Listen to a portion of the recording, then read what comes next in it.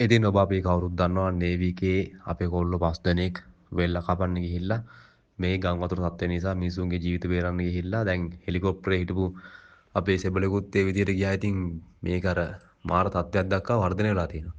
කියන්නේ ඒක අර ලින්දට පැනලා වේර ගන්න කට්ටියත් ගිල්න සීන් එකක් වගේ තමයි මේ දැන් වෙලා තියෙන්නේ. ඊටාත්ම කේලජනක මේ සිදුවීමක්. දැන් මේ තරුණයා බලන්න නළුවෙක් වගේ ලස්සන මෙයා නේවිගේ ඉන්න මාර දණක් තියෙන කොල්ලෙක්. මෙයාගේ Facebook ප්‍රොෆයිල් එකට අපි ගිහිල්ලා බැලුවා. මේ මාර විදිහට මේ දුක හිතනවා. ඒ කියන්නේ මෙයා ගෙවපු ජීවිතේ කොල්ලෙක් වශයෙන් අපි වුණත් මේ ඉන්න විදිහක් තියෙනවා. මේ විදිහට මෙයා මාර ලස්සන ජීවත් වෙච්ච කොල්ලෙක්. දැන් මම පේනවා ඇති. පුදුම ලස්සන කොල්ලෙක් මේ. හරිද? ඉතින්